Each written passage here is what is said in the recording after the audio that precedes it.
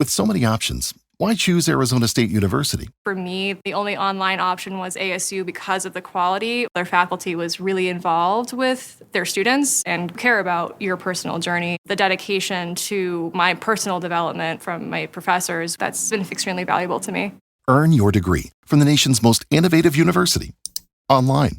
That's a degree better. Explore more than 300 undergraduate, graduate, and certificate programs at asuonline.asu.edu. If you're a podcast host, listen up, this one's for you. My name is Allie Jackson. I'm the host of Finding Mr. Height, a dating and relationship podcast that I've been doing for 4 years now, sharing my positive and practical approach to dating that's built on my own life experience. And I wanted to share another experience that I've had, my secret behind monetizing my show. It's called Red Circle, and I was just telling my colleague about how much I love their platform. With Red Circle, not only am I getting a seamless hosting experience, but I also love the support I receive in ad sales. It's not just typical ad sales either. It's targeted opportunities based on my show and my life. And the platform is super simple. You just set your preferences and Red Circle matches you with sponsors that align with your show. You can vet every opportunity and their platform gives you great analytics. More recently too, my Red Circle team has brought me opportunities outside of my podcast on social media to really augment the podcast partnerships, bring them full circle. I just can't recommend them enough. If you want to give it a try, go to redcircle.com to get your free trial. That's redcircle.com for a free trial.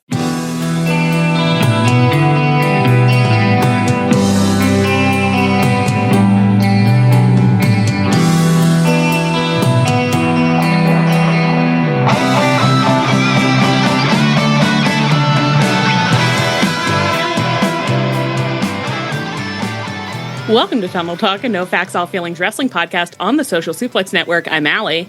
I'm Ann. And I'm Leah. Girls, how you doing this week? It goes. Hey, it's going.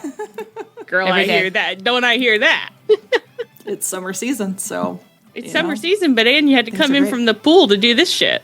Yeah, Tony Khan really put 4 hours of wrestling on TV last night that I did not make it through, so I had to cut short my hot and summer at the pool. I love having such a sieve of a brain. So Leah showed up yesterday, like an hour before summer blockbuster and was like, I can't fucking believe that we have this 4-hour show and I had a horrible day at work and I'm not even going to get high right now because I'm going to try to watch the show. And I was like, 4-hour show? 4-hour show? No! He got me again. I know. And at least this is the last one, but next week's 2.5, right? What do you mean 2.5? For what? Power Arena, Mexico. Did see that there was a half an hour overrun. Okay. Yeah. He can have that.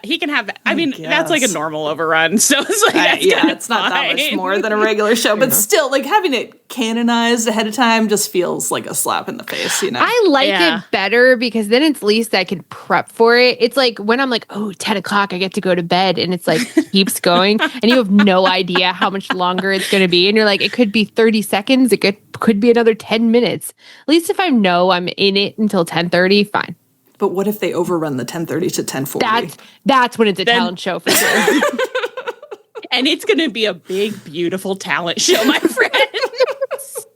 My poor dog's going to be staring at me for a half an hour, being like, why? Why can't we go out? Have we used talent show on the pod yet? Yeah, but okay. I don't know that. I don't know if we've done it in a way that makes sense. You should explain it. I did finally launch it at work. I finally launched it at work, and I felt like it got a good but slightly confused reaction. Like, why do you need that? Guys, talent show is from someone's Tumblr post where they were like, I'm having such a horrible day. Like, if things don't get better, I'm gonna, and then remembers that my therapist said I have to stop saying kill myself. Put on the greatest talent show this town has ever seen. And now we're all just saying talent show instead of KMS. And if you're a child of the 90s, it's you want to say KMS. It's hard to wean yourself off. It's hard to wean yourself off. But talent show is doing it. I onboarded it at work. And not only did people laugh at it, I've got 2 different colleagues now that sometimes will email me and you'll be like, you'll never believe what I just got from blah, blah, blah. Talent show. Sure.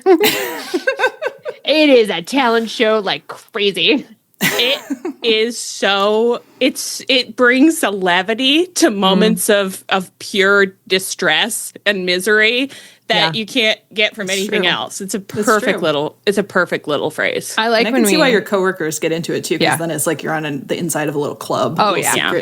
It's fun to have a little code. Yeah. And I like when we really customize it, and it's like you would not believe the musical numbers I'm putting into my talent show. Exactly. Yeah, you can really get creative with it. Yeah. And I believe recently that you said you were going to perform the national anthem at the talent show, and that was like, yeah. No talent shows this week. We're alive. We're doing okay. What were we talking about? Why did this come up? Why were we saying talent show? Oh, because Tony. Oh, sure. Look, guys, we did our best yet again. We watched it. Hey, we watched it. We came in for the pool early. Tony needs to be proud of us. We're Tony's little angels, okay? We've done everything he could possibly ask of us. I mean, I didn't watch it.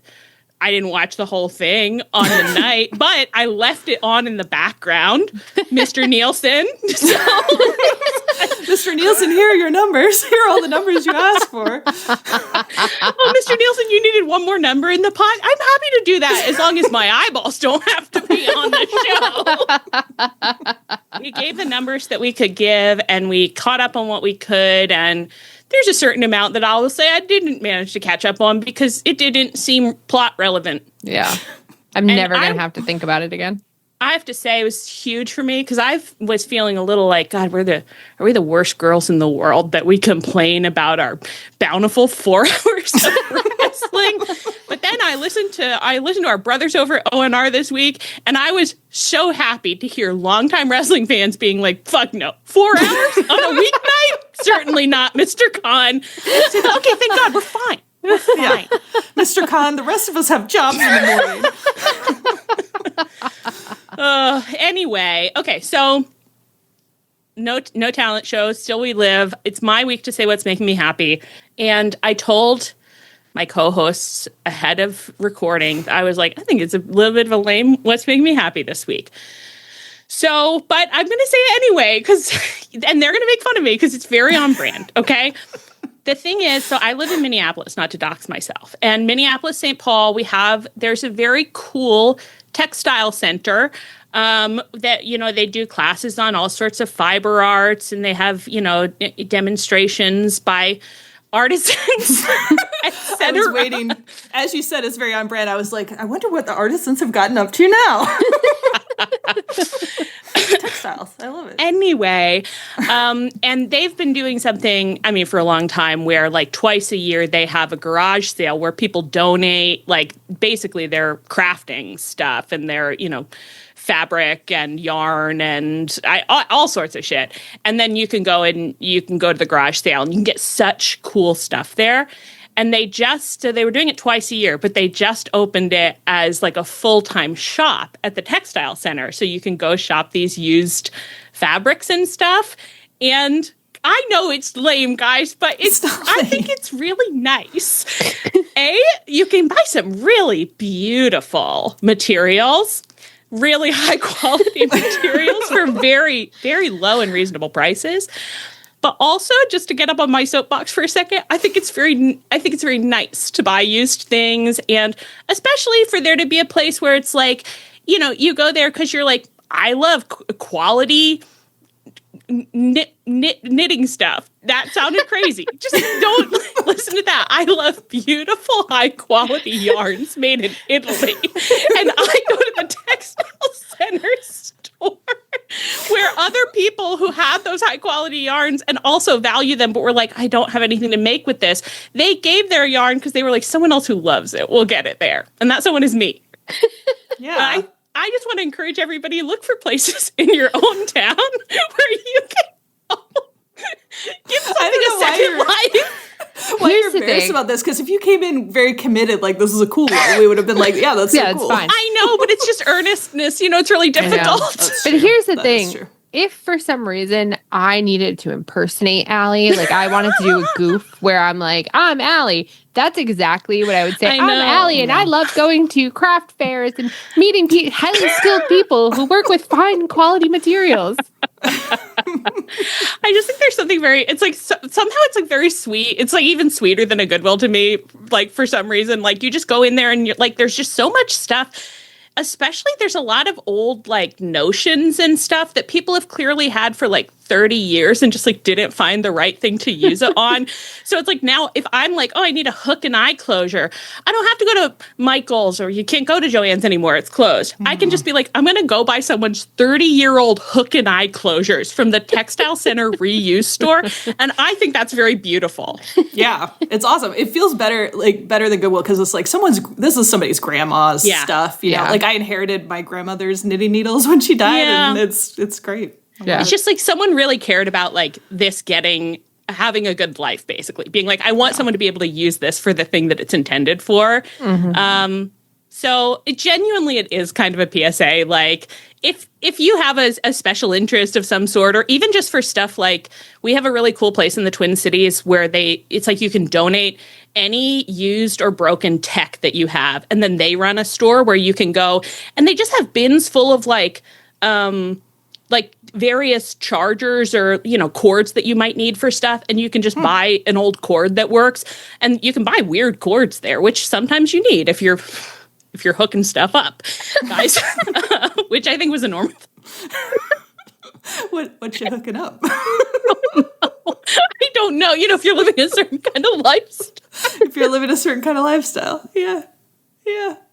Weren't you talking about buying old iPods the other day? Weren't we getting nostalgic for like first gen iPods? I have my iPod class sitting right here. Is that click wheel? It's a click wheel, guys. Wow. Yeah, because I'm trying to get off of fucking Spotify. Anyway, genuinely, it's a PSA. Like, it's like, if there's something you like or you need, like, just look in your city and be like, is there a weird little store that is selling a used version of this? There probably is. And it can be really cool. And it's really good. It's good for our planet. And it's good for your heart as well. So. Reduce, reuse, recycle. People talk so much about the recycle part. But I know, and they really just as important. Reduce, reuse. I know, actually, much more important given that a lot of recycling is made up. Yeah. So they're lying to you about your cardboard boxes. Yeah, it's just starting to make me a little less happy. So it might be good. Sorry. No, you're right, Ann. You're completely right. It's just horrible to think about. It's really hard to think about. God, what are we doing to our beautiful planet? Okay, so that's what's making me happy, are the used textiles. I got some beautiful silks. Actually, I bought something that was marked as cotton/silk ? And it was only $20 for a lot of fabric. Wow. And when I was checking out, the woman was looking at it, and she's rubbing it between her fingers, and she goes, I'm sure this is silk. You're getting an amazing deal. And that's the hottest thing that I'd heard in like a year. I was like, oh, yeah, an amazing deal on this silk. What are you going to do with it? I don't fucking know. I don't know. I've got to make some. It's going back to the textile place in 15 years. Literally. I heard someone say at one point, they were like, anytime you buy something, like it can be helpful to just be like, I'm now a steward of this object. Like, it's not like if I throw it out, its steward is throwing it out. You know, it's like you have a responsibility to the object. And that is how I feel about my various used textiles I've collected and haven't done anything with. I'm like, well, I'm a steward of these textiles. And if the time comes when they must leave me, I will find someplace very safe to go, or they will be valued. They'll be loved and valued and used by another. And of course, and I'm pumping money into my local economy. Of course, that's incredibly important. Shop local, also a very important principle. Please shop local. Please reduce. Please reuse, and please just take recycling with a grain of salt. So, on that note, do you guys want to talk about Tony Khan's 4-hour super special, Babysitters Club super special? It was so fat. Just takes up all that room on your shelf. Such a big super special, but it was actually pretty much as juicy as you'd like a super special to be. It was actually, yeah. I do wish the wrestlers all wrote like introductory journal entries before each segment that we could read out in their handwriting. Oh my God. You know what they should be doing that for? the Jericho Cruise, because so many of those super specials were like the babysitters go on a cruise, like a Babysitters Club themed Jericho Cruise, where all of the wrestlers have to post on the website before the cruise their kickoff like journal, and then actually they should have to post them throughout the cruise as well. I agree. A Babysitters Club themed Jericho Cruise has such a specific audience. But if there's one thing we've learned since we started podcasting, there's more of us out there than many wrestling fans would think. Many would think. It's true. There are dozens of us. We're powerful, and we love pumping money into our local economy. When are we going on that Jericho Cruise, girls? Could be next year. Could be next year. Could be next year. When do they start selling those tickets? I don't know. Whenever they do, it's like we've always lucked out and been in a weird place with Jericho because it's like by the time the cruise starts, we're like, oh man, we should have gone to that, but not when they're selling tickets. Yeah, I know. Well, we can't. I guess we're in the weird place of not being able to see Jericho right now. And may I say, I wish you were on my screen. I know. Many will not like to hear it, but I wouldn't mind seeing Jericho right now. Bring him back. Bring him back. Okay, well, I guess we'll... Oh my God, I went to the Jericho Cruise site, and so I'm looking at like the lineup, and it's like, Will Ospreay and Tony Storm are the two headliners. That's awesome. They also have a line that's Ship's Magician, and it's Nigel McGuinness.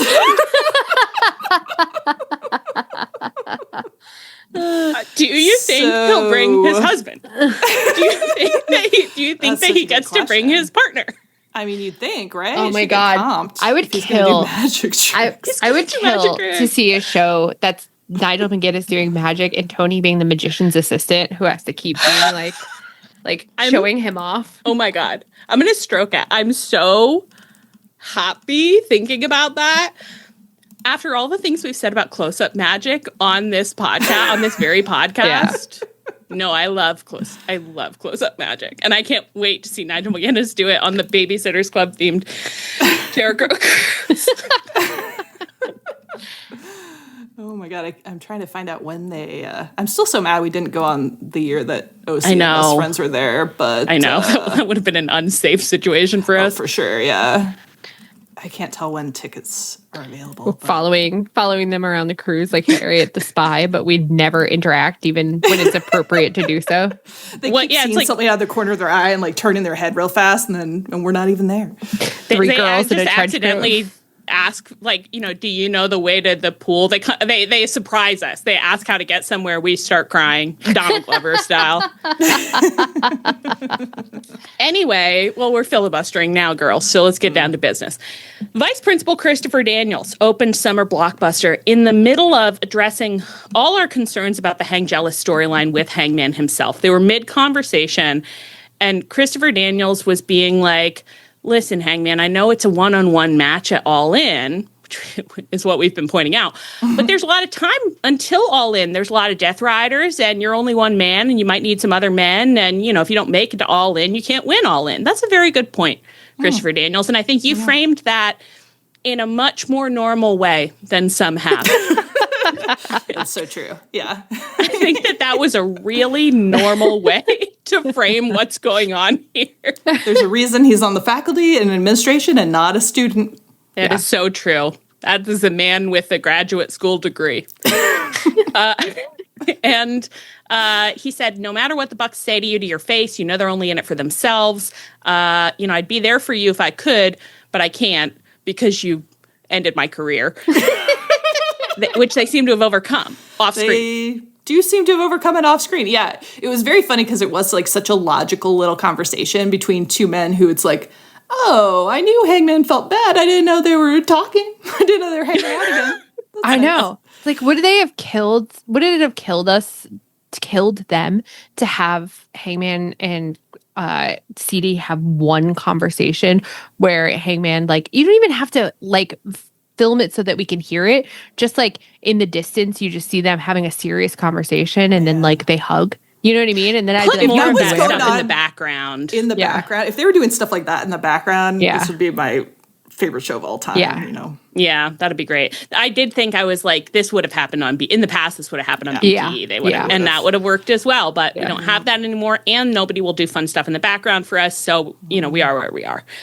Anyway, but he said, I've got other friends in this locker room. They'll have your back. And there are guys here who do have some harsh feelings about you. You might want to try and rectify that situation. It was like, that could be, I'm not even sure if that's pointed or if it's just like you were kind of rampaging around for a year. So, yeah, people aren't happy about that.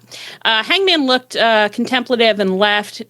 The camera keeps panning behind him, and there's a man who kind of looks like he's peeing on a wall in the background.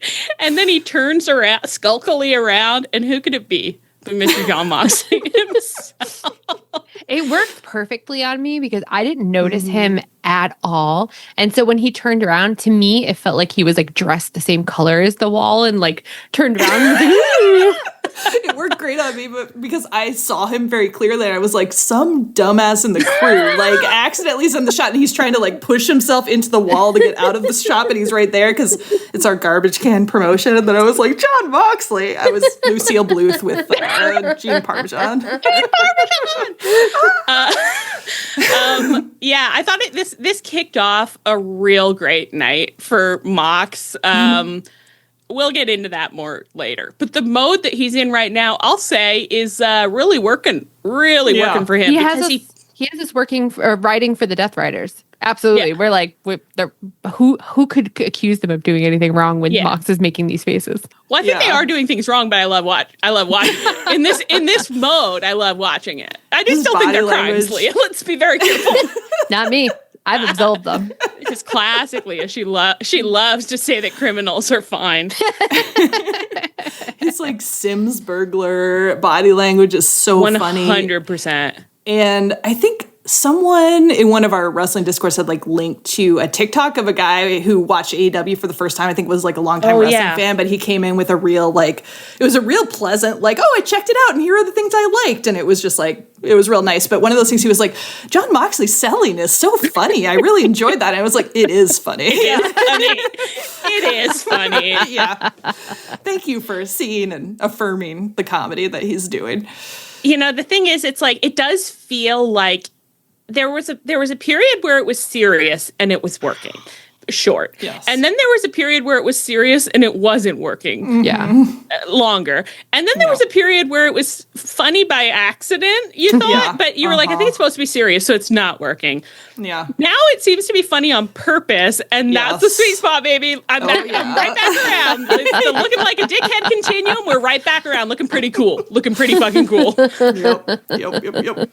Great work. Okay, so we've established that we've established more clearly why any of this is going on, kind of. Yeah. I thought this was really successful in terms of like making the case that Hangman does in fact need people, and then also making like the Death Riders are after him, you know, and like later we'll get into more of that too. But I think they made it much more like, oh, they are a threat, and you know, so that I thought it's nice to see them see a little plot hole and then fill it themselves with that. Fill it themselves, right? You can just go. You can go to the Home Depot, but you can buy your own. Not caulk, probably, I guess, but I don't think you're supposed to use that in like a wall, a hole in a wall. No, it's more like spackle. Patch kit. You can buy your own patch kit. How big the hole is. We've been to Home Depot. We are familiar with the aisles of Home Depot. You can buy your own spackle and patch kit. They can afford it at AEW, and they just fill the hole themselves. We don't always have to do it for them. We'll do it for some other stuff tonight, though, I think. For sure, yeah. Okay, so we transition from this segment, as I strip off, we transition into Swerve and Ospreay with a 30-minute time limit, which I didn't notice because it turns out I've completely stopped processing when they tell me that there's a time limit on a match, unless they hammer it home a little more. I'm not trying to complain. I thought it was fine. It was fine. But I didn't notice the entire match until the end. I know. I do think, and like many other people have said this, but I do think it would be smarter than to just put up a little timer in the bottom of the screen for like all matches, even when they're not going to a draw. And I agree. Just, normalize it a little more so it doesn't, Anyway, so okay. They come out, they have their little entrances. Osprey's in his feathers. Swerve has this like snakeskin pleather trench or something. It was a real look. I mean, and the contrast between that and the feathers, I thought was quite entrancing. I enjoyed it.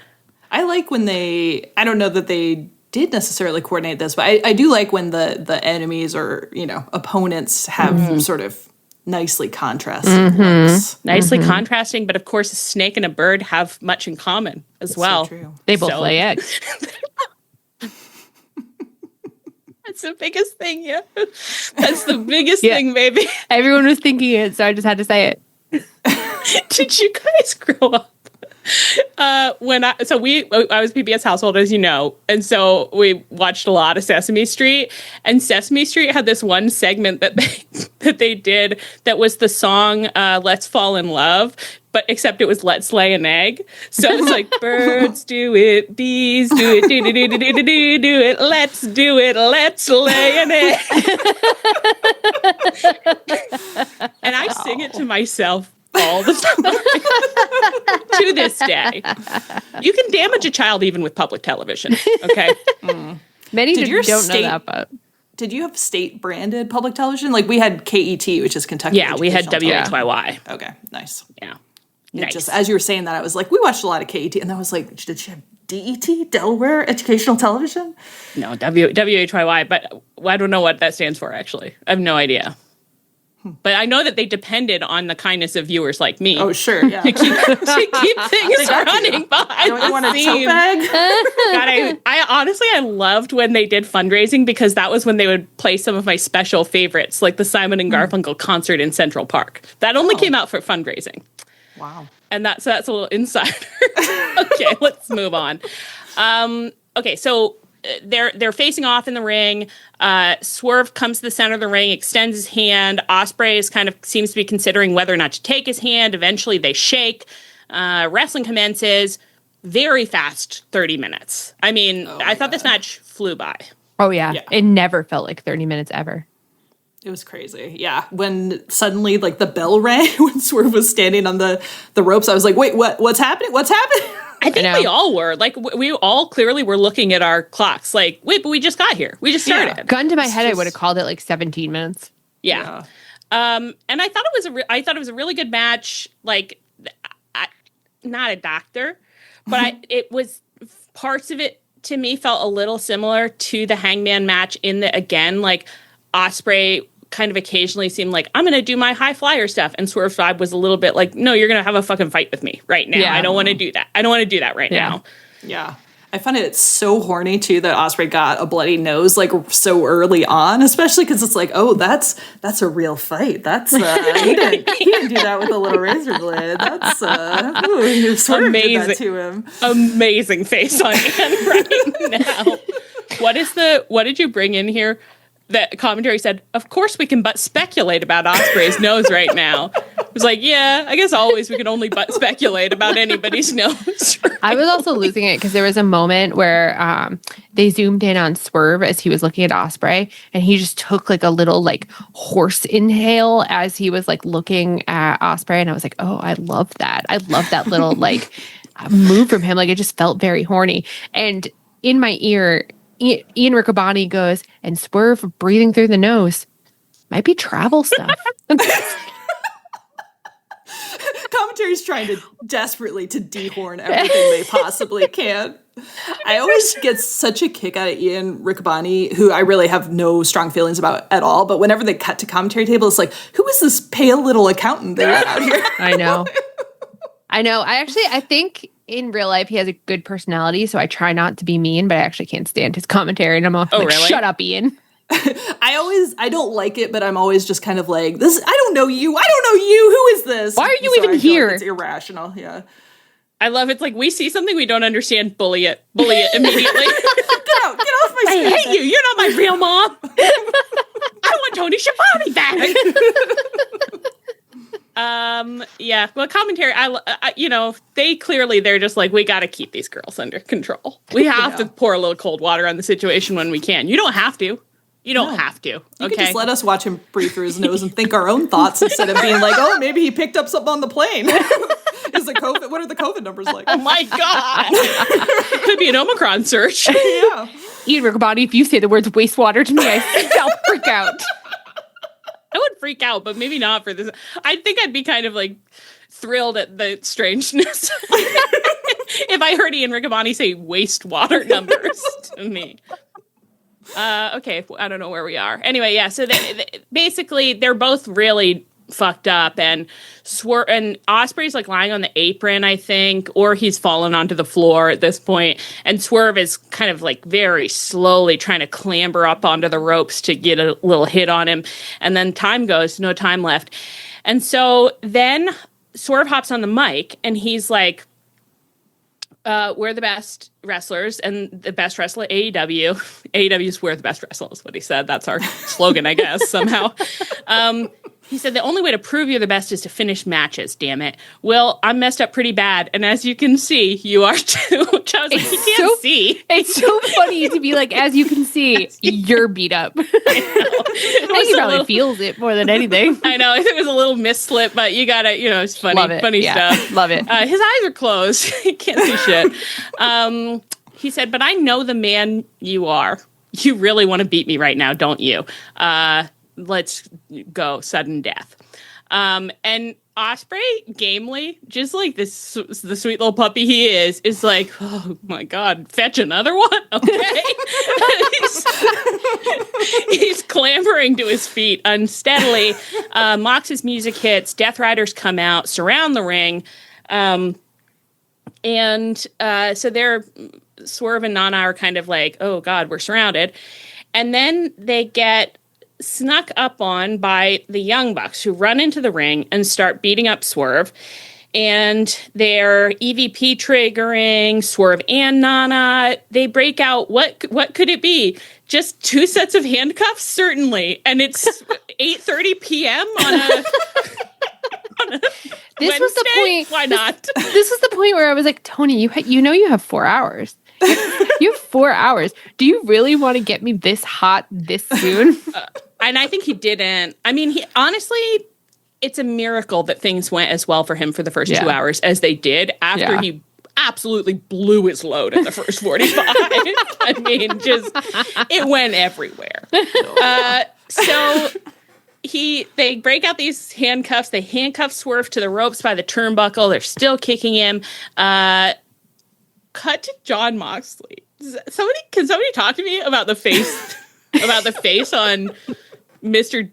Jon Moxley as this was going down? Just picture the most Mommy's Little Ham face you can and then turn it up like 10 notches, I think. Yeah. Just this little, like, his eyes just go sideways and then he's just like, whoa, whoa. This is the kind of face that should have, like, definitely a trombone noise and, like, a cartoon graphic behind it. Like, whoa. I believe in the moment you called him the mayor of Toontown, which I loved. Immediately it's just like, yeah, that's his era. He's in his Mayor of Toontown era now. I was obsessed with it. It was the funniest thing I'd ever seen. I shrieked with laughter. Yeah. Immediate. And honestly, later in the show, Matt Jackson tries to reclaim the Mommy's Little Ham award. He's like, how on my re-debut episode, how dare you try to give it to someone else? I'm sorry to say, Mox is still getting it. Mox is still getting it for the faces that he made throughout the show. I mean, he really didn't leave any room for anyone else with the work he was doing. I just scrolled down to look at the second screenshot again and just about snorted. It's so funny. We'll post these. Between that and the hiding against the wall from the beginning, I'm like, I'm so sorry, Matt. Like, we are going to praise you today, but of course, Ham Award, it's got to go to Mox. Yeah, it's it's just like it's just the best guy on the day. It doesn't mean anything in the long run. It won't take away from your 875 days as champ. You'll always have those. We'll always have Paris. Okay, now where am I? Oh yeah, so Mox is, and so he's like, okay, Claudio or Yuta, give him the bag. Like, he does a little beckon, and Yuta puts his bag in there, and the Young Bucks open the bag, and the bag has Swerve's special limited edition shoes, Allen Iverson shoes, Reebok, maybe. Could be different. What are they? I think they are Reebok. I think you're right. What the fuck? Nice Guys, job. marketing works. Okay, sneakerhead. Thank you so much. I'm probably wrong now. I'm Googling. No, it is Reebok. Look at that. Wow. Okay. Well, they've thumbtacked the shoes. They put the thumbtack shoes on. Matt Jackson is saying, "You want to mess with us? You're a dead man." And they go to kick Swerve with the thumbtacked shoes. And at the last second, who should dive perfectly in front of the kick and take it to the face? It's little Will Ospreay. It's little sweetie baby Will Ospreay. He said, somebody needs me to take a punch for them. Their timing, everybody involved in that, the timing was absolutely perfect. It would have been so easy to fuck up, but it was perfect. I didn't see Ospreay coming, and then he just slid into the screen, and I fucking lost it because all I could think about was Allie from last week being like, Ospreay, you take a bullet for a fly. Yeah. And then he fell backwards dramatically into Swerve's open handcuffed arms. It was the shot of a lifetime. I literally gasped. I said, "Oh my God, love. I'm seeing love." That's what love looks like. Yeah. So and it wasn't a fight. It's his literal best friend. Now, we've all pointed out that Ospreay's said that a lot and Swerve has not responded in kind, even once. And his vibe at all times is like, Ospreay's like, "You're my best friend. I tell you everything. You tell me everything. We're going to be best friends forever and ever and ever. And we'll probably name our kids after each other." And Swerve is like, "I know who that man is." Yeah, I've seen you around. I've seen you around. Commentary keeps being like, "Yeah, Swerve's been a real mentor for him for the last 20 years. And I'm like, Ospreay just pulls him aside before the match, and isn't there a fact check process here? Does anyone run this by Swerve before they just get out here and say things? I'm obsessed. I can see your sources. I'm obsessed with Ospreay pulling commentary aside and being like, "I need you to hit some stuff. Listen, it's so important that you talk about me and Swerve. That we've been best friends forever." And Swerve has no idea this is happening. And Tony's like, "Oh, that's color. That's helpful. I didn't know that though." And Ospreay's like, "Yeah, no, write it down. Yeah. Write it down. We've been friends 20 years. Tony." And he's like, "Oh, is Swerve? Where's Swerve? I'll talk to him about it too. Maybe he has more color." And Will's like, "No, it's fine." No. I think he's really busy right now. He doesn't like to talk about it. He's a little sensitive, but you shouldn't bring it up to him. But you should definitely say it tonight. Say it a lot. Say it. I love that the energy is like, and if commentary says it, then it will be true. I just have to trick commentary into saying it. They can make anything true. And if anyone would believe that, it's Little Will Ospreay. Oh, be sweet Will Ospreay. Yeah, I love it. Okay, so then the Bucks skedaddled some great hamming from Matt Jackson up by the heel tunnel. The bad boy hole. Great second place hamming. Wonderful. So close, but at the same time quite far away, actually. Quite far, because you're not, if you get into a piss fight with the mayor of Toontown. Yeah, it's just like, what are you going to do? You could do a lot, but... You're not going to piss harder than him. So, great hole. Everything about this. Great. All right. And Swerve looked, I think taking this shot for Swerve did go quite a long way for him, because Swerve looked so mad about it, and then he was, hovering outside. Oh yeah, he was in Medbay. Yeah, we'll get to it, but he was in Medbay. Yeah, but he even there in the ring with the doctors, it looked like the first time that he was like, "Wow, Will Ospreay is a human being, and he saved my life. He saved my face from some thumbtacks. Who knows what those could have done to me?" This is the moneymaker. No, the whole thing's the moneymaker, baby. Oh, the whole thing. Every single part. Don't worry about that. Yeah. And Will Ospreay, if you have a couple of thumbtack scars, I think that could be good for you. For your, you could look really like chick stick scars, and that's what I hear. You're like Ron Swanson. And women will assume you got it in an attack. Yeah. Well, he did. He did. But from just two little guys. But from the Young Bucks. From the Young Bucks. Yeah. All right. Okay, so later in the show, we've been told by commentary, I think we've made it into Collision at this point. We've been told that we're supposed to hear from Hangman. Hangman's music hits, but Hangman himself does not emerge from the bad boy hole. Instead, the Death Riders emerge, kicking his bound and gagged body. Wow. You don't see that every day. Oh, yeah. No, I thought I'd seen a lot of things in wrestling, and I have, but this was a new level. Yeah, This that was was crazy. something. I sat up. I'm not afraid to say it. Yeah. I might have already been sitting up. I don't know what I was doing body-wise, but mentally I certainly said, aha, what spy I hear? I had one of those patentedly I became a woman moments. Pretty strongly. Oh my God, and finally a woman. I know. I've been waiting for it. Are you there, True. God? Yeah. It's just me, Anne. It's my hot Ann Summer, and I saw a bound and gagged man get kicked out of a tunnel. Yeah. And we're there. We're there. All right. So the Death Riders are shoving and kicking and rolling Hangman, and they're kicking and trussing and kneeing him all the way into the ring, and they've got knees in the small of his back in ways that it's like, you can't show that. You can't do Claudio. Stop. You can't. Claudio. Again, it's not even 9 p.m. I know. When is Watershed? You know what I mean? Like, I think it's 10 o'clock, you know? it's before. Well before. This is like that John Mulaney bit about how Law & Order SVU airs at 3 p.m. and it's like the semen was where? It's true that when I finally watched all of Law & Order SVU last year, I was just like, wow, and we're watching this all the time in this country? It's full time. It's just is troubling. When I was in my Law & Order SVU phase, I said to my brother one time, like, I've been watching a lot of Law & Order SVU. I don't know why. And he was like, because it's on. I was like, I mean, yeah, pretty much, you know. Just turn on the television and it's on a channel, one of them. That is so true. I mean, for me, I didn't have that excuse because I was going into the app. I mean, No, it was 2006, yeah. choice. Yeah. Oh, yeah, that's a little different. Yeah. We had channels back then. God, that was a channels. different time. We still had channels. Different time with the channels. Yeah, I miss it. miss it real bad. All right. Kicking and rolling and trussing in the ring. And Mox comes on into the ring and he grabs a mic and he says, and honestly, I thought this delivery was really good. Oh, yeah. It was. Yeah. Because I loved it. It was walking the line of, it was Mayor of Toontown, but there was a real kind of psychological quality there too somehow. Yeah. We were back to cult leader, but in a good way. Yeah. Yeah. It really Animated felt like, cult leader.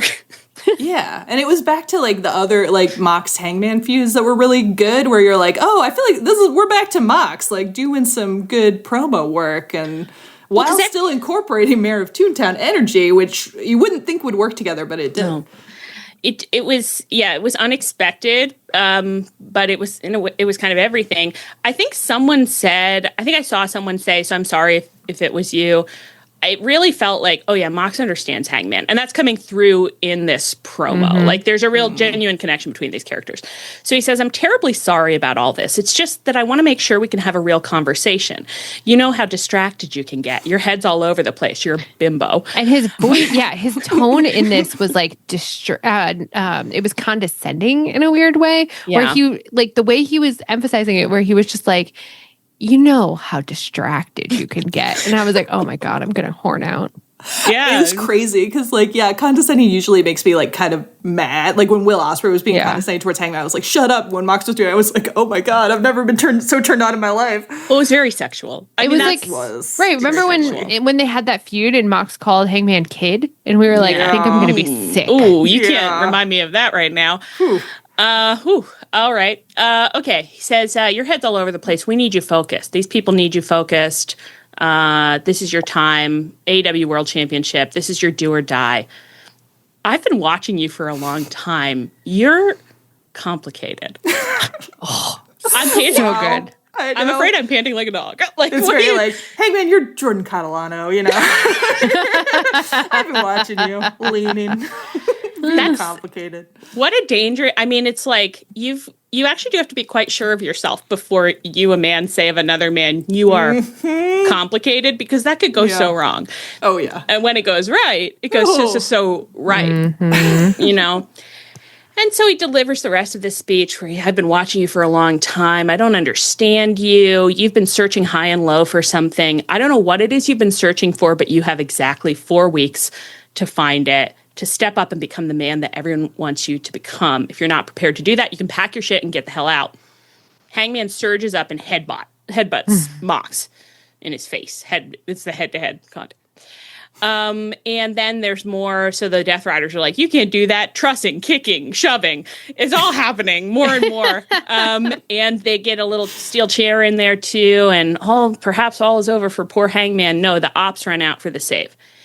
And then the ops are there. And it is totally normal in the storyline for them to be there. And yet every time I see the ops, I say, you guys. What? I know. I have no object permanence with them in the storyline, like, at all. But as you were describing this, I was like, remember back when they were being, like, a serious storyline, but it was working when they kept doing all those, like, consensual BDSM scenes with, like, Orange Cassidy, where they just, like, spread eagle him and, like, pour Windex in his mouth and I stuff. do remember and we'd that, always be like, yeah. why do people keep interrupting these scenes that they're doing? It's not very polite. This one, we're back in the groove, baby. Yeah. Exactly, yeah. No, the ops said, like, he didn't consent to this. You don't know that. You don't know that. You're making assumptions. Leave him alone. When you Let's just see assume. where this plays out. Like, let's see how far Mox will take this. Let's give it a little room. He's cooking. Your vibe right now of the pigeon at Pride skin. Like, throw some bread. Okay. So they run out. The ops run out. And honestly, I will say this is a big win for the ops. I was very happy to see Will Hobbs and Shibata. 2 out of 3 is pretty good for the ops. That is pretty good. And then Hangman get on mic. Oh my God. I can't tell if I'm doing a normal job or not. I think I'm like too into it. I think you are, but I have never personally had so many moments where I was like, where are we? What are we talking about? I'm in the spin, baby. Hangman hops on the mic. He rips the duct tape off his own mouth. He's had that duct tape on his mouth. Tough. He says, I've come too far and I'm too close for them. No. Oh, God. AEW. I've come too far and I'm too close for them to be the best you've got, because I would ride through death itself to take that world championship.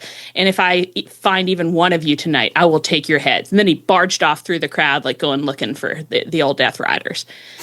He grabbed a folding chair and then went off after them, which is just a very funny, not very portable weapon, you know? No. Well, but when you're big, strong man, you can carry it. And I liked he kind of, someone in the crowd was like, he goes, they went that way? Yeah, thanks. I love when the crowd points. I know. With Max Caster. It's yeah. Wow. Great segment. Perfect. Yeah. Can't believe it's legal to show that kind of thing. Crazy. Really? It's really, again, a real, like, so this is for straight men kind of moment, you know? I don't know anymore. You know, I don't really know. I don't know who any of this is for. I don't know what it is. I'm back to, like, what is wrestling, but in a good way, you know? Yeah. Like, this is the weirdest art form on earth. I can't believe it's allowed. It's crazy. How did this happen? So, still later in the show, Hangman encounters Renee by it's labeled the doc/trainer's room. It's medbay, cowards. And just It felt kind of pointed because we were just like, what is that room even called? There's no way to know. We'll call it medbay. And I felt like AEW was being like, it's called the doc/trainer's room. Okay, go fuck yourself. How I'm never dare calling you? it First that. of all, how dare you? I'm do feel never like if calling we that. keep calling it the medbay, though, like, in a few months, it might just be medbay up there. You never know. Baby, that's what I want to see. Because if you think for 1 second that I'm going to start saying they went to the doc trainer's room, you are out your damn gourd. We're on a starship. They went to medbay. Hangman is outside. Renee is outside. Hangman says, he comes up and he's like, how is he? Which I thought was obviously he does mean Osprey, but it was kind of like, it's still like kind of nice to be non-specific, you know, where it's just like, unclear antecedent. Renee's like, well, I don't know. I haven't been in there. She gets interrupted by what I've called magical girl Matt Jackson and his normal brother Nick. Because the looks, we didn't even get into the Young Bucks looks in the previous segment. What do you think was happening with Matt's hair? I thought it was a little half. I thought it was Mickey Mouse ears. Oh, really? I think so. I think it's got to be. I mean, look at how clear it is in this little screenshot. I guess you're right. Like, I guess I just couldn't. on? I don't know. Well, I thought that it could be like if you do a little half like a little really half up bun. Buns. No, you're right that it does look much more clearly like it's like two little buns. But I think I just couldn't get my brain around it. Yeah. You know? Yeah. Well, now I'm looking at it again. I'm like, wait, what's the perspective? Maybe it is a bun that he's done kind of badly, so there's a sticking out part of the I don't like hearing this. He didn't do anything badly. Okay? He's never done anything badly in his life. Let's reframe. Let's use different words. Say, you know. You want some eye statements? He did less good. He differently bunned. I feel that he may have done a bad job at his bun. I won't be taking those kind of words. Not when I have the mute button. It's possible that he may have bleep it. The segment's just going to disappear. It's for weeks. And then it's just a voiceover. Like Matt Jackson had done a perfect hairstyle that no one else on earth could ever have invented. What a talented boy he is. Look, he looked perfect. I think, though, it wasn't like this in the ring earlier. This is what people come to the pod for, is like a real deep dive on this. But like he had one very funny moment because he'd like slicked. It was wet and it was in a halfback in the ring. And then at some point he like his head went forward and the whole thing flopped over into his face. And I said, that's so silly. And I've been there as a long hair having girl. I've definitely done a little halfback that flopped into my face in a funny way. And it looked so silly. But it looked silly perfectly. Yeah. The way he does everything. Yeah. Thank you. You know, the women wrestlers, though, like very rarely have their hair do something silly. And it's like, are the men not consulting them? Like they need to sit down with the women and get some little tutorial. The women sometimes know more than you guys. Often. Something to think about. Often. Most of the time. Yeah. So there was that. And then the neckline of the shirt expands every week, which I'm fucking obsessed with. Because now it's no longer just deep. It's also wide. And it's like, we're really wide. Getting some area. And I'm like, I love this. I thought you were going to say areola. I absolutely. Yep. I said, so true, queen. We are close to areola, true. But it's like, I'm being titillated in such a way that I'm like, I don't even mind if he's wearing a shirt. Because to me, I'm like, that's not a shirt. Well, he's wearing less and less of a shirt. Less and less of a shirt. You know what I mean? Like, I'm like, this is amazing. This is everything I've ever wanted. He's wearing shirts that it's like, if I'm a teenage girl at Wet Seal and I come out of the dressing room and I'm like, Mom, I love this one. And she's like, that's a scrap. You're not buying that. There can't even be a tag on that, Alexandra. Someone tore that off a garment and it's just on a floor. And it's a real garment and it costs $30 and I need it. I never bought anything at Wet Seal, but it was fun to see what was going on in there. All right. So, okay, where are we? We're just talking about yeah. Okay. They say, oh my God, Hangman, are you okay? We had no idea that Mox was going to do that potentially non-consensual in-ring BDSM with you, but who knows? Could have been consensual. He said all that. And Hangman said, you tell me why in 5 words I shouldn't take both your heads off. Matt attitudinally says, we were aiming for Swerve. He said it in the exact, I was just going to say that, the exact tone of out for a walk, bitch. Yep. Perfect. I know. I do feel like I'm getting more and more into territory where I like the celebrities are talking to me through the TV. They're wearing deeper and deeper V's for us. Yeah. We're having a collective hallucination. We're like, and then they turned around, looked at the camera and said, that's for you, girls. Thank you so much. Thank you for my delicious Buffy slop. I loved it. I loved my slop. I loved everything about this. Yeah, so Matt's like, well, we've been plaguing Swerve for you. We cleared the path for you. Now you can go win the title. You can bring it back to the Elite. That's the whole plan. Like, and it's an amazing plan because I came up with it and I'm perfect. And Hangman says, what plan? There's no plan. There was never any plan. I haven't talked to you in months. I didn't ask you to do what you did at Dynasty. I didn't ask you to do what you did tonight. I can't believe I'm having to tell you to do this again, but stay out of my business. Stay out of Osprey's business. Long pause, and then quieter and more uncertainly, and stay out of Swerve's business. Ooh. The face. This is the moment where Matt Jackson said, I can still win the MLH. I still have, because the face he made was classic Elite melodrama Matt Jackson of like, oh, You say what about Swerve? I have been mainlining season 2 of The Secret Lives of Mormon Wives, and I have been seeing a lot of shocked faces as somebody says something snotty, and I swear to God, he could fit right in. Oh, yeah. He would be great on Power that show. player. Oh, yeah. Oh, yeah. Power player. Those constant pajamas and going to burlesque shows. God, I'd love to see it.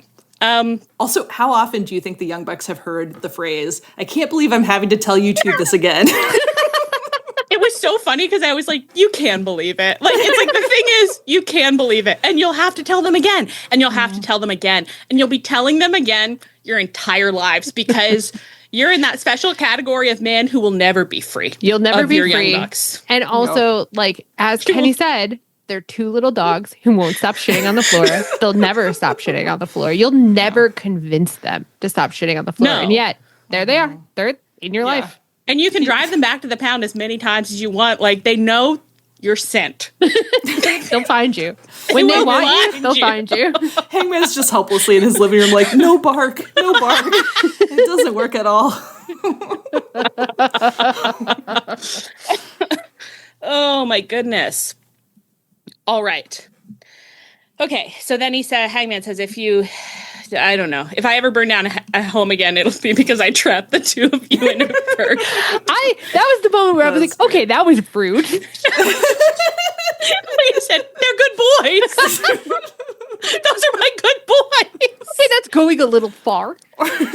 You know, they're an intermediary stage where you could punish them like a little bit. Maybe they could sit on a step for a time period is equal to their age. Yeah, say no bark to them one more time. Let's see how it goes. Yeah, it's definitely going to work this time.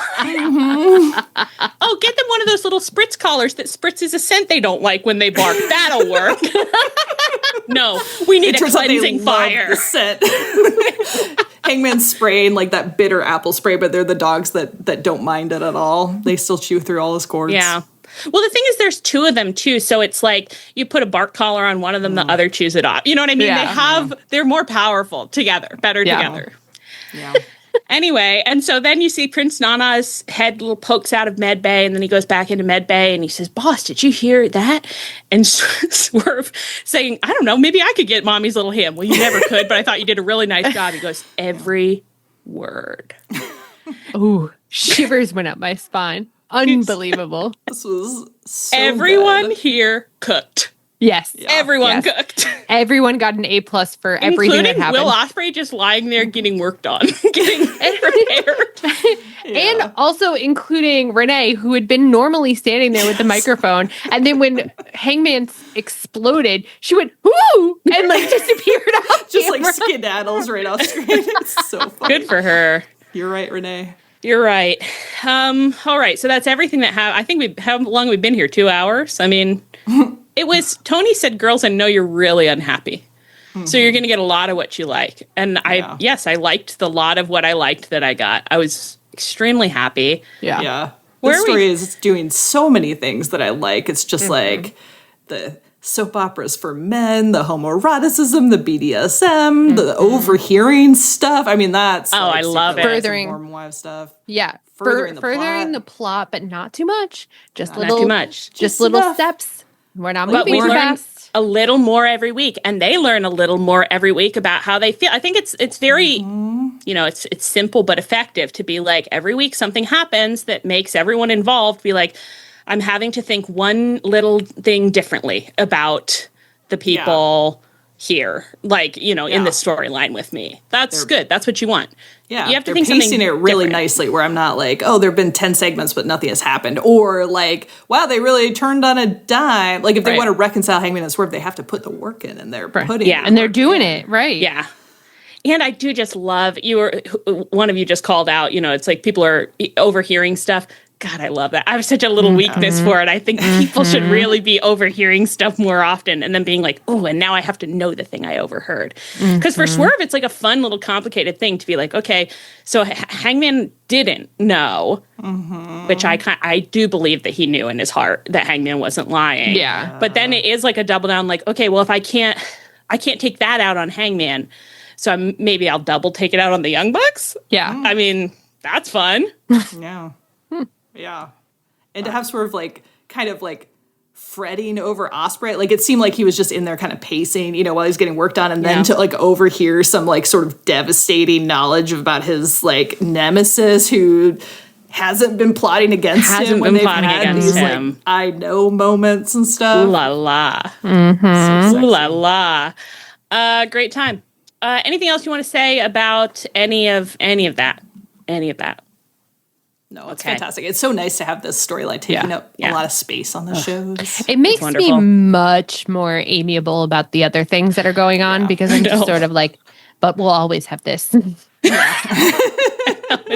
Once you've been fed, like you're not like rampaging through the grocery store, throwing everything that you find into the cart. You know, it's like you're happy. You're sitting there, had a nice little snack.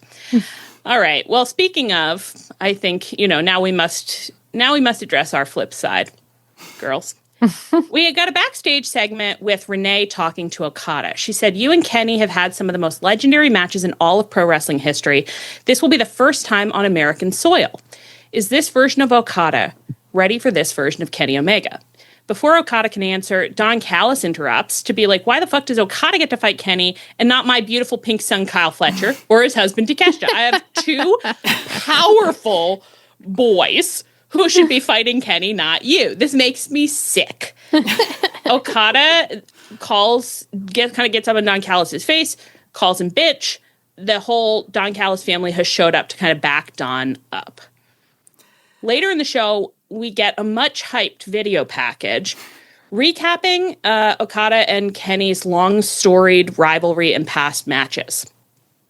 Does one of you want to, let me pass the buck. One of you want to explain this video package? It was, they did a great job on it in terms of like the production value. It was very entertaining to watch. I love the lighting. I did think the voiceover had a real parody quality. I thought it sounded like it was. Now I feel like a conspiracy theorist, but I'm like AI robot. That's a Siri. That's not a person. Maybe like today, I realized what it was reminding me of. And do you remember on Parks and Rec when Ben Wyatt made the attack ad for Leslie Knope? And they're like, in a world. Yeah. It did have that a little bit. Yeah. Anyway, go ahead, Leah. Sorry. Yeah. No, but it was just sort of a recap of the matches they've had. And I think, you know, I saw a lot of responses for it. And the people who had seen the matches the first time really felt invigorated. They were like, you know, this makes me all excited all over again. That was the best of times. And now they're bringing it back. I'm very excited. And I'm like, those people were already excited. So I don't know that was the audience. But then at the same time, I don't know. I actually hit a weird place during this, and we can talk about it. But I just like, somewhere in the middle of the package, I was like, I think that I need to stop wanting it to be different. Yeah. Because it's not going to be. And at a certain point, you just have to be like, I don't think this movie's for me. Yeah. The way that I thought, I had the same moment, and I thought about it in terms of like, sometimes when you're in a writing workshop, someone will keep bringing the same thing back, and you'll like give feedback, and then they'll bring it back, and you'll be like, same thing. And like, you'll give the feedback. And then eventually it's just like, well, I have to stop giving feedback on this because there's something about you don't want to do the thing that I want. And I think I feel like a little self-conscious actually, because lots of people want, like, you know, people that we like are like, guys, we want you to understand like how cool this is. And I'm like, I want to understand how cool this is. And I feel self-conscious about the fact that I'm like, and I can't. Yeah. I mean, I understand. This is the thing I'll say about the video package. Beautiful lighting. And I did 100%. I was like, yeah, I can see how good this wrestling is. I know that when I can see that when they get in the ring together, magic happens. I believe that at All In, they will have a totally banger match. And I'm like, and I'm sure that it will be like psychologically interesting and legible in the ring. Like, I want to be clear that I'm not being like, and there won't be a story, and it's only story if it's outside the ring. No, I 100% believe that there will be a story in the ring. But they don't want to tell a story outside the ring in the way that we are thinking about stories and talking about stories. And I think the thing like that's kind of evidence that for me, or like a way of framing it, is Renee saying like, is this version of Okada ready for this version of Kenny Omega? And I said, who is this version of Okada and who is this version of Kenny Omega? I don't understand who either of you are or what has been driving you at this company recently. Like, and there are questions that you could answer in the context of this feud that I think would probably make me be like, okay, now I'm interested in this feud. Like, Okada, why did you come here? Right. What did you want out of your time here? Kenny wasn't here when you got here, right? I think that's right. Now he is. Like, did that change? Like, was his not being here, did that mean something to you? And then when he gets here, does that mean something to you? Like, that is seems to me to be like a very easy way in to me being like, okay, I'm connecting to who these people are psychologically you said that, right now. And I immediately was like, oh, that's interesting. Like, yeah, tell me that. Like, suddenly I'm drawn in. But yeah, it really felt like this video package was like trying to convince me that they were good at wrestling and it was going to be a good match, which is like, I've never doubted for a second either of those things, but it didn't give me anything about their characters, or, you know, it just was like they both really wanted to be the best wrestler, and then they really battled it out to find out who's the best wrestler and who's the best wrestler now. And it's like, well, that's like of limited interest. It's of limited interest, but it's like it could be of a lot of interest. Yeah, and this is the kind of thing where I'm like not fully understanding whatever was going on psychologically. I do understand the matches more than I did because many have explained it now and the package explained it. But like it could be very interesting to be like they both wanted to be the top dog and they were fighting over that. And then Kenny leaves and goes to a total nother promotion. And then Okada comes to that promotion. Yeah. Like, you know, it's like, I don't know anything. So it's like, you know, I could be the idiot saying, even suggesting this, but it's like, did Okada come here because it's like, you became a benchmark of my own success? Like, did I want to be at the place where you were so I could be explicitly better than you? Like, does success mean anything to me if I'm not beating you? Like, that's interesting. Right. Yeah, that'd be a great thing to explore. And it just, like, I think what Leo said was smart, where it's like, yeah, I think it's probably just not going to be for us. But it is like there are so many sports-based who's the best storylines that I would be invested in for sure. Like, we went crazy for the Connie, you know, and I think if anybody was seeming very vulnerable or honestly very interested, like, I don't really get the sense watching Kenny and Okada that they either of them care that much about the other one. So, I don't know. Right. Well, I mean,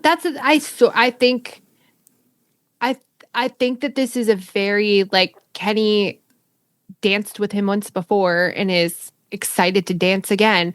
But I think it's really hard to take this storyline seriously when he's telling the stories that we do like to tell with the Bucks. You know what I mean? Like, he's doing a very emotional, like, you hurt me and now I need to hurt you and I'm obsessed with you thing with the Bucks, which I love. Yeah. But then it's like, Okada, who is aligned with the Bucks, he's sort of like, and who came in to explicitly take Kenny's spot. Right. Like, they fired Kenny and hired Okada. You know what I mean? Right. And so for Kenny to, like, kind of encounter him and have this vibe of like, well, old friend, shall we dance again? I'm like, I don't really understand what's happening here whatsoever.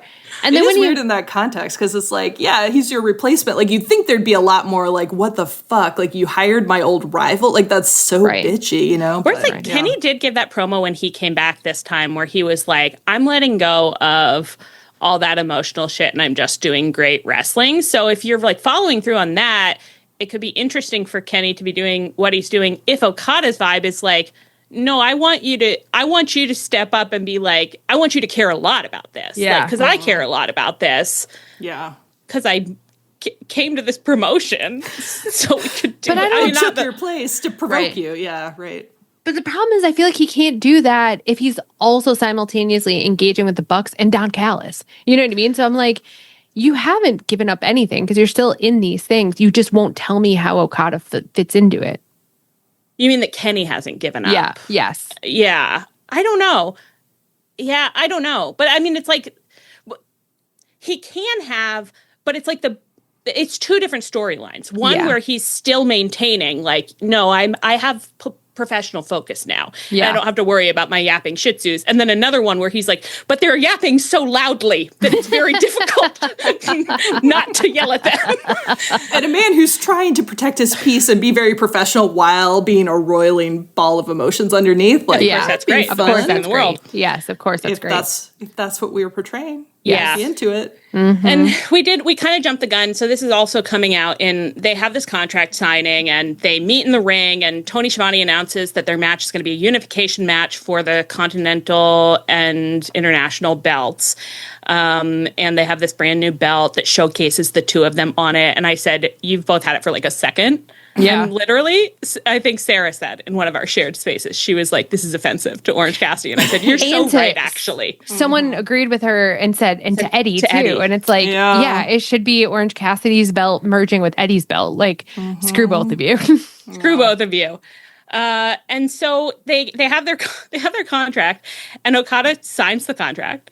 And then Kenny takes the mic and says, and this is where I think this is the moment where I had Leah's moment, where it was just like, well, you guys don't want to do it. And you can lead a horse to water. You cannot make him drink. Kenny said, 7 years almost to the day we had our last match. Let's leave it all in the ring.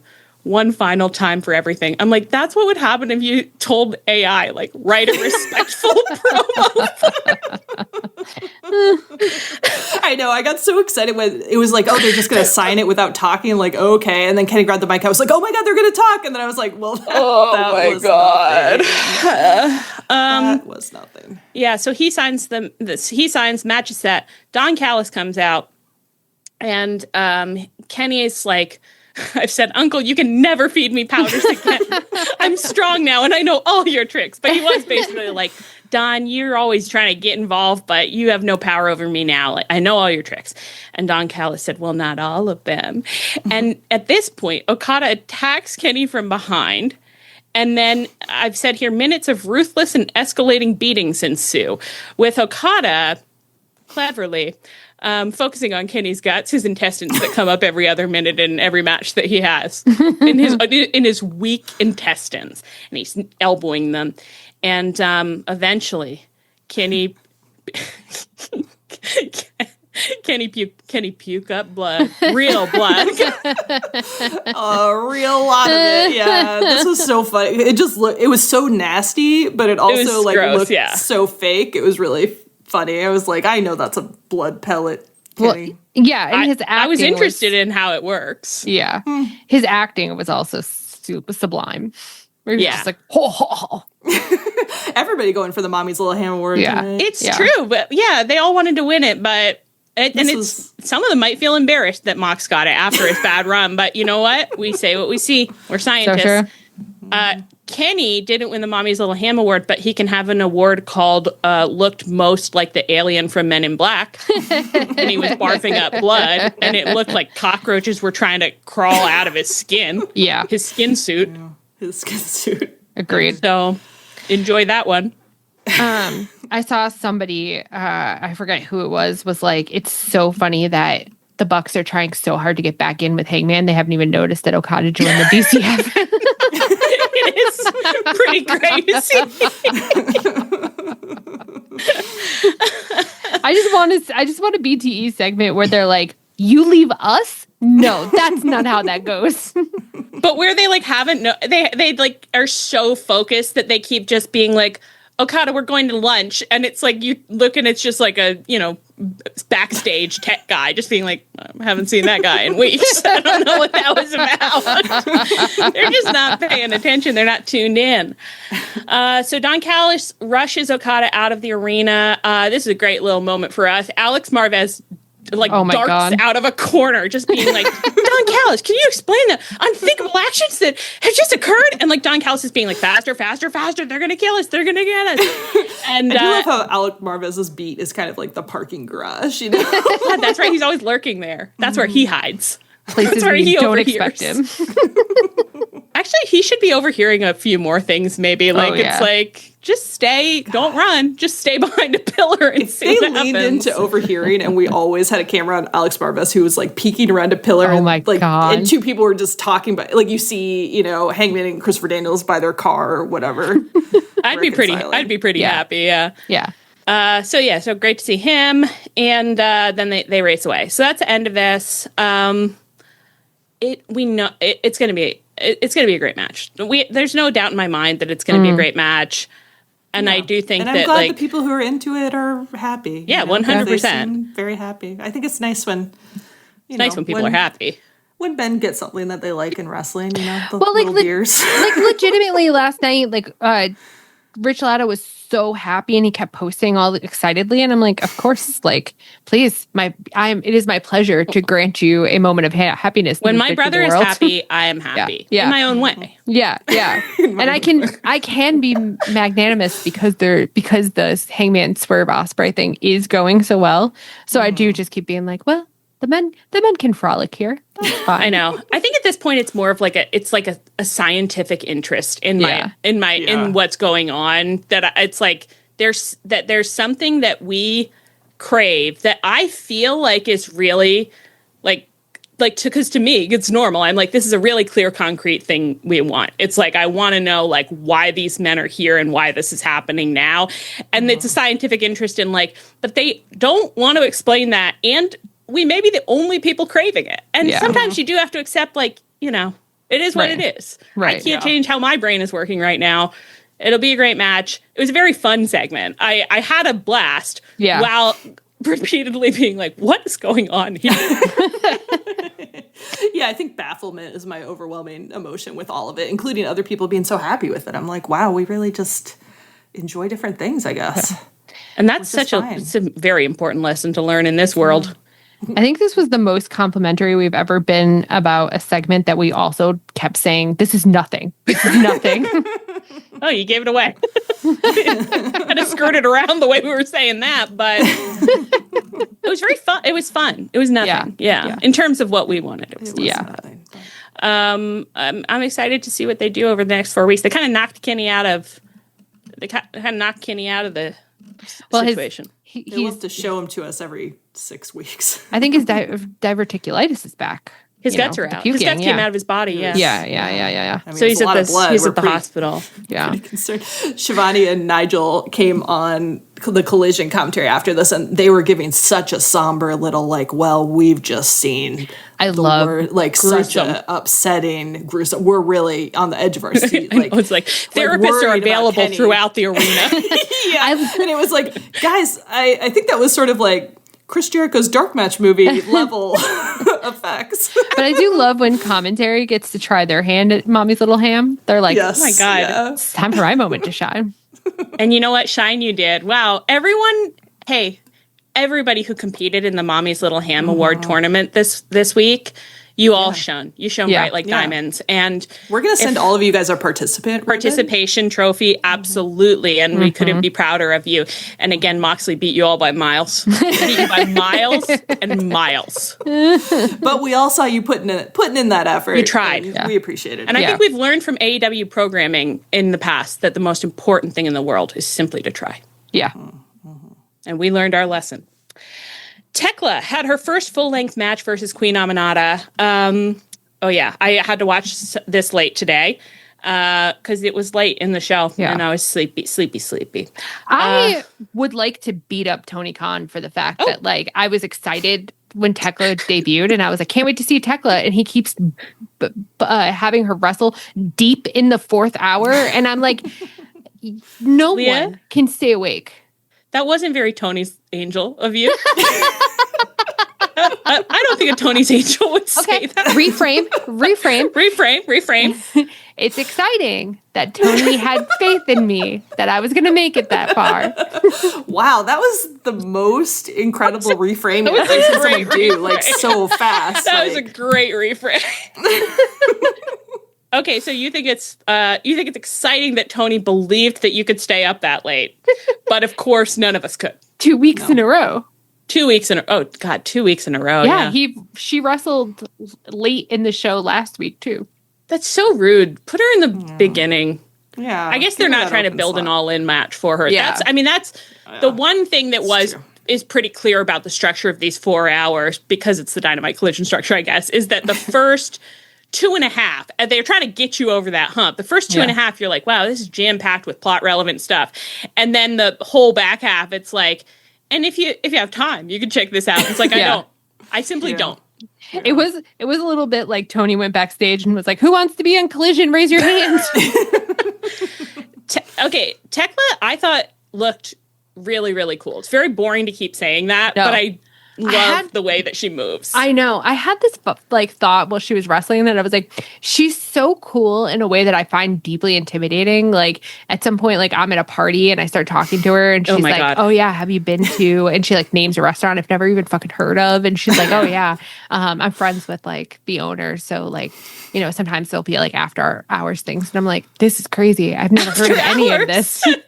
I don't understand. She's just way cooler. And she like she's talking about like going to art galleries to see exhibitions for artists I've never heard of. And I'm like, I'm going with her. God. I'm asking her to come to the textile center with me. And she might be interested. She could come. She might. I'm obsessed with her. Yeah, she's great. Did you draw any conclusions about the discourse, or do you want to skip it? I mean, listen, I'm an idiot. We're all idiots here. Yeah, I will say a lot of the internet seemed to think that Aminata did something on purpose that was not like, you know, chill, was not buddies. It seemed to me like it was just like a really like hard-hitting match, and it was really cool. And so like I actually have no idea who was supposed to be in the heel in that match because they both were kind of bad girls, but I had a good time and I thought it was really fun wrestling. So yeah, I thought it was fun. I didn't have a strong feeling about any no selling or anything. Yeah. But then I often don't understand it. I think this comes back to our like, it's like our lack of understanding of violence norms sometimes. So we're just like, seems fine. And then it's like, that was the most offensive thing you could do to somebody who just murdered you. Oh God, I wouldn't want to offend somebody who just murdered me. Seemed okay. But yeah, very fun match. Excited to keep watching that. Tay Conti re-debuted with Anna Jay in their classic tag team TaiJai. And that was versus Megan Bayne and Penelope Ford. Also a really fun match. Just everyone involved. I mean, it was like, Leah, I think you were the one who said, you know, we had 3 out of 4 of those, like, we've known for a long time. Yeah. They were babies when we were wrestling babies, and we grew up together, and they were my old friends, and I loved seeing them. I know. And then we missed them. They went away for so long. I know. Tay Conti looks so cute with her little face paint and those colors. And she was like, she looks so happy to be back. I really felt emotional. Yeah, I had a really nice time. She just has the cutest little, like, she makes these little blep faces all the time, which I kind of forgot about. There's no reason that we would ever talk about the new Mariah May at WWE gimmick, except that I went on a really weird journey where it's like, I was watching everyone on the internet talking about it and being like, this is really low. Like there's a low budget vibe to this, which there was, and like being like, and it's really weird that they just copied like all these like Sabrina Carpenter, you know, it's like set pieces basically, and then going back and forth about like, well, Sabrina Carpenter was copying it. It's like, okay, but yeah, if you copy the artist who copied a bunch of different things, then you're copying the artist. Like that's it's pretty clear that that's the. Like, for some reason, the template they're using. But when I saw make your own Pinterest board. Yeah, pretty much. But when I saw it, I was like, that's so strange because, like, Mariah May weirdly isn't a good Sabrina Carpenter fit vibe-wise. Like, I understand they are both beautiful blonde women, but, like, there's something off about that to me. And then when I was looking at Tay Conti in this match, I was like, oh, it's because Tay Conti has the Sabrina Carpenter thing I'm thinking of just being, like, this little imp of just having this little like I'm a little cheeky like cutie, which is not Mariah May's vibe at all. So then it's like has nothing to do with anything, but then suddenly I'm like, Tay Conti could be Sabrina Carpenter. No one should be being Sabrina Carpenter except Sabrina Carpenter. But she helped me understand better what wasn't clicking for me. Right. That's true. Yeah, a very superficial reading of Sabrina Carpenter be like, any blonde can be this. Certainly not. No, all blondes are different. Hey. Every blonde is different. Every blonde is different. Every person on this earth is different. It's so important to be unique and to reduce, reuse, and recycle. Okay, so that was fun. I had a really nice time. none of us made it to this point in the program, but Julia Hart fought Toni Storm in the back half of the slog, and Mercedes came out to have another stake, I believe a rarer steak this time. Mm-hmm. So it's fun that they innovated in this space. This time she actually, like cut into it, and yeah. Like, if it's not tough, you can. And Toni won her match, and Mercedes attacked her and aggressively smelled her, which I love. I love that she's keeping that up. That's great. And then she got driven away because Mina ran out for the save, and then Mina was bent over Toni, being like, "Oh, my beautiful girlfriend, how could this happen to you?" And the vibe, I think, was that Mercedes turned around and was like, "What the fuck? I just sniffed you and now you have another girl bent over you?" Absolutely not. So then she went back and beat both of them up again, and she took the belt and she held it up. She said, "Kiss this title goodbye," and slammed it in Toni's face. And I thought that was a fun segment when I rewatched it today, awake. Yeah, I also like that. Mercedes does do a really good petulant stitch. And any general thoughts on the build, or we can skip that if you don't have any right now? I think they're doing a good job. I feel like Mercedes is really stepping up to be a weird freak with her, and it's so fun to have all this sapphic weird freak stuff going on. I know, I love it, and I'm glad that despite Dave being last week, his response being she was advertised being on commentary, but she wasn't on commentary. Not that they're doing what Dave says, but I was I'm glad that they saw that it worked, and they were "Oh yeah, she'll come back and eat steak again for sure." Yeah, it's a good thing to double down on. Roman Emperor vibes are impeccable. I hope her dinners get more and more extravagant every single week. Yeah. Oh, yeah. Get more courses out there. I agree. Yeah. Have waiters running courses out. That's fun. Yeah. And maybe make one of those waiters a tall man named Dustin Chuck Taylor. Oh my God. He'd be a great waiter. Tony Khan, are you listening? Dustin Chuck Taylor would love to carry a steak out to Mercedes. He could dress in his little butler uniform. It doesn't fit good. I love that our vibe right now is that we have a 16-year-old who's has no plans all summer, and we're talking to someone, and I'm like, "Oh my God, my son would love a job. Do you have one?" Mom, told you. Mom, I don't want to work. I work hard all semester. You don't work hard. You don't work. You've never had a job. Oh my God. He's Greg got a job at the pool, and he's going to get me a job there too. You're not lifeguard trained, Dustin. He's going to get me a job at the concession stand. Okay. And then we also had a backstage segment where a camera guy approached Kris Statlander, and she wheeled on him and was like, "What are you going to do? Ask me about Willow. Look, I tried, but she's done with me, so I'm done with that. Why don't we talk about the fact that I'm Kris Statlander?" She's going on about herself in a normal way. Yuta approaches from behind and says, "My old friend Kris, it's your sister." So hey, that's an incredibly funny way to address your blood sister. Your literal blood sister. Were both birthed by Dustin Chuck Taylor, and I think it's disrespectful not to your mother acknowledge that. Yeah, to your mother, who's working hard mother. As a waiter, bringing steaks out to Mercedes Monet night after night to pay for your gear. Yeah. Who ruined his body carrying you. His ankle. That's how his ankle got hurt. They came out so violently. They would come out violently. This is a real Birth of Athena situation. Oh my gosh. Okay. Yuta says, "Look, I know it's been tough with Willow and since you left best friends, and I'm sure it's not easy seeing how things have worked out for me. You're pin boy, baby." Yeah. Baby. It was so funny for his vibe right there to be and I know you're so jealous because I have a cool car and tons of friends. And it's no, you don't. You bought a lemon. You bought a lemon. You have to take it in to get fixed every month. Yeah. That's right. You're right in the back of a pickup truck. They don't even like you.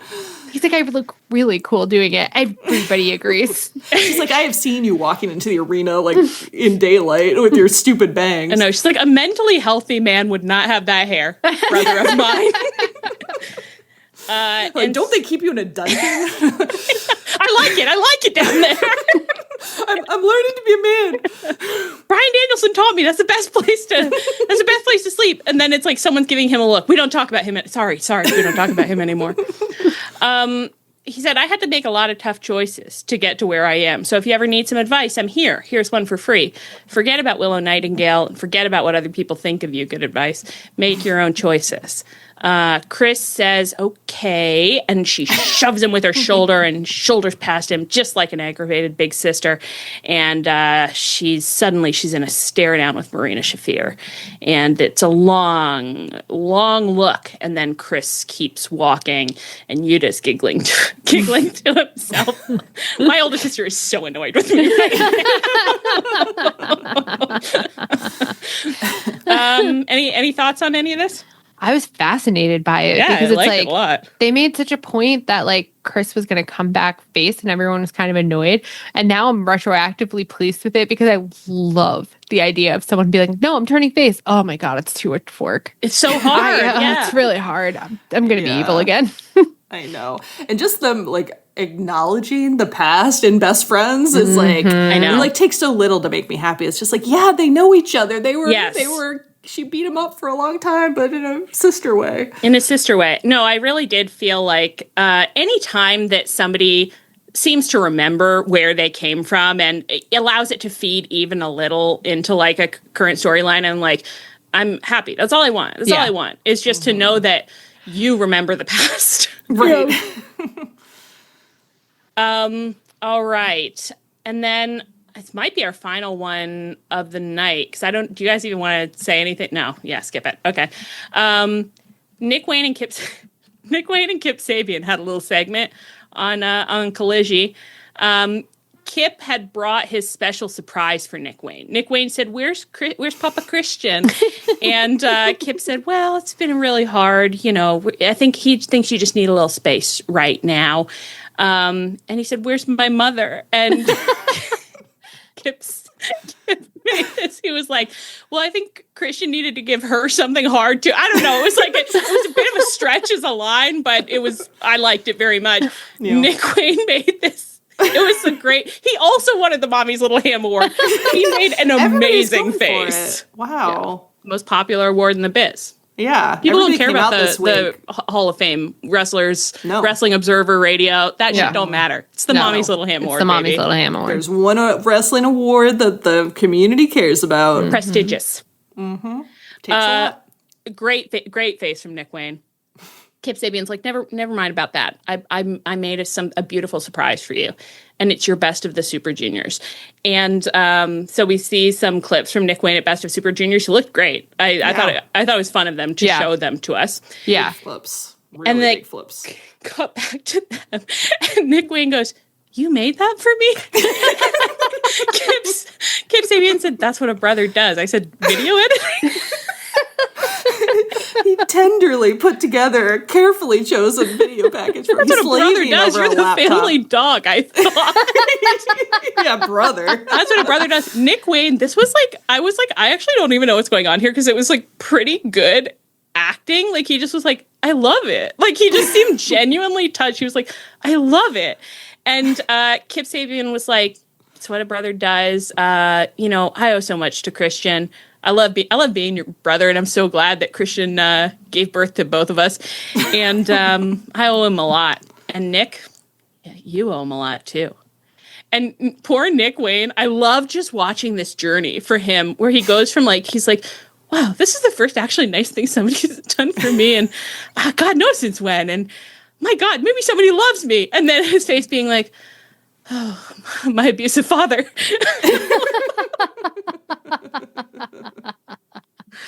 I really liked it. Yeah. Yeah. It was perfect. Every little glimpse of the dynamic that entire group has going on just fills me with delight.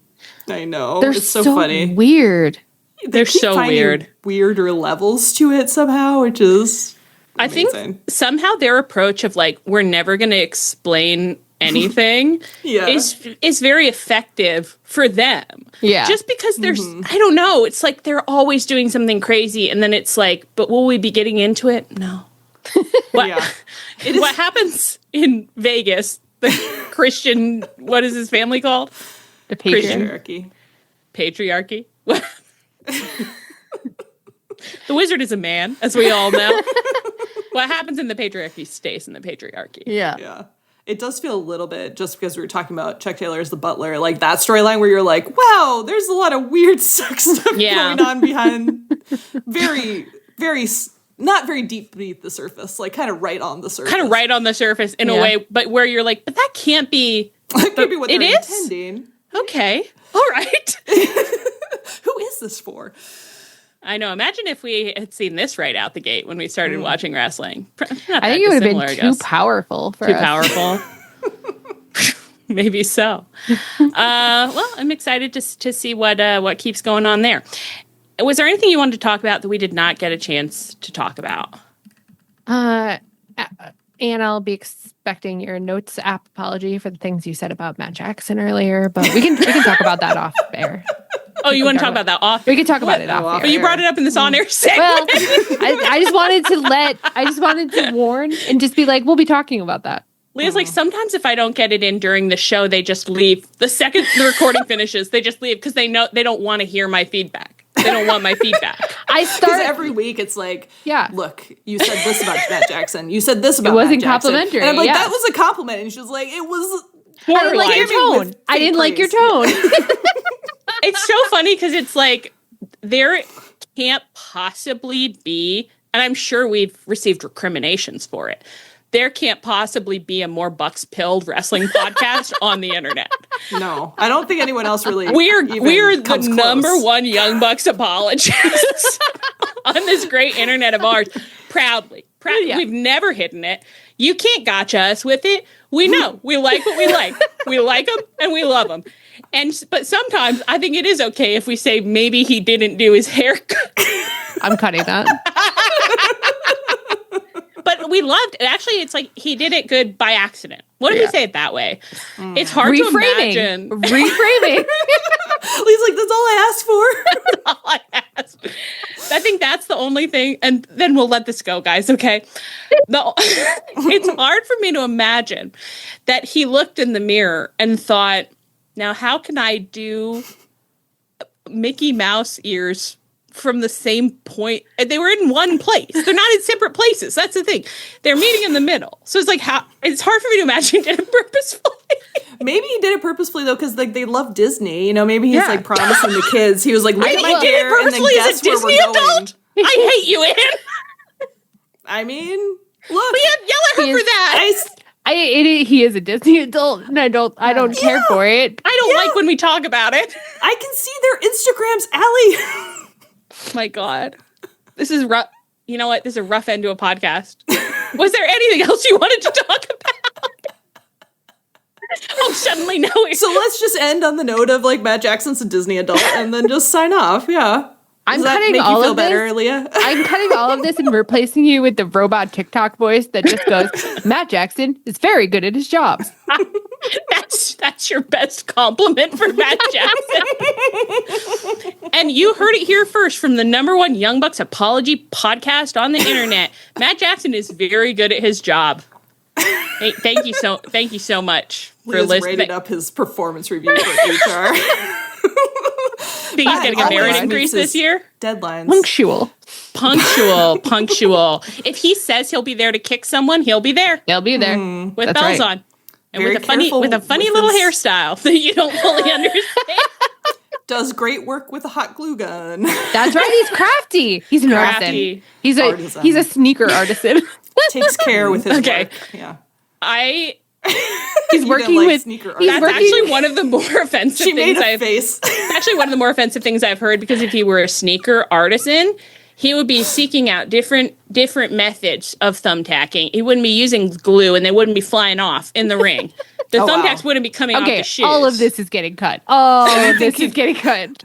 I like how Leah was so offended that I said he might have done his hair bad, and Allie, just hearing the phrase sneaker artisan made her make the same face. You know what he could do I know a little member of the elite who hasn't been seen for quite some time. Who is an artisan. And he's welding, he's working with hot metals. That seems like a man who could make a dangerous shoe. Craft you a shoe out of one beautiful piece of resin. And a pine cone. It's a beautifully carved Dutch clog with a metal what's the thing that goes on a metal footbed? No.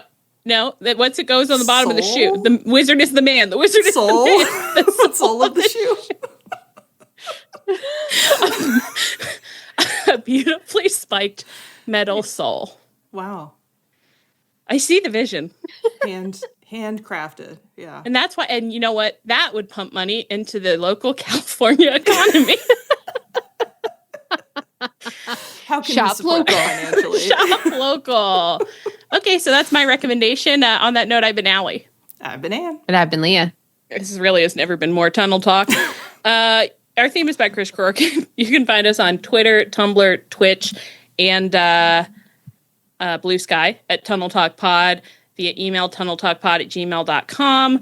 I think I forgot to say up front, but just to remind everybody, we will be doing a Twitch stream on Sunday, June 22nd, where we'll be watching a selection of matches that you guys have recommended to us in exchange for some 5-star reviews, which we thank you for very much. We're excited about that. You can also find us on the Social Suplex Network feed, on our feed, on the Social Suplex Network feed, where you can check out some of the other great podcasts on the network. And you can find us on the Social Suplex Network Discord. Please rate, review, and subscribe to us wherever you get your podcasts. Stay frosty. And as always, please come back next week.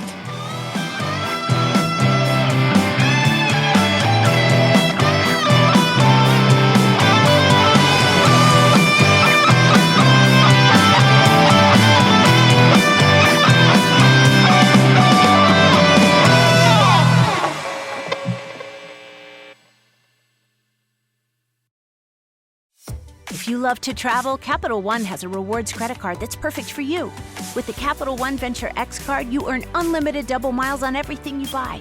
Plus, you get premium benefits at a collection of luxury hotels when you book on Capital One Travel. And with Venture X, you get access to over 1,000 airport lounges worldwide.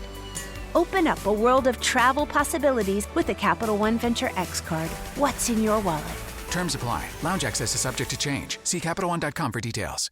If you're a podcast host, listen up, this one's for you. My name is Allie Jackson. I'm the host of Finding Mr. Height, a dating and relationship podcast that I've been doing for 4 years now, sharing my positive and practical approach to dating that's built on my own life experience. And I wanted to share another experience that I've had, my secret behind monetizing my show. It's called Red Circle, and I was just telling my colleague about how much I love their platform. With Red Circle, not only am I getting a seamless hosting experience, but I also love the support I receive in ad sales. It's not just typical ad sales either. It's targeted opportunities based on my show and my life. And the platform is super simple. You just set your preferences and Red Circle matches you with sponsors that align with your show. You can vet every opportunity and their platform gives you great analytics. More recently too, my Red Circle team has brought me opportunities outside of my podcast on social media to really augment the podcast partnerships, bring them full circle. I just can't recommend them enough. If you want to give it a try, go to redcircle.com to get your free trial. That's redcircle.com for a free trial.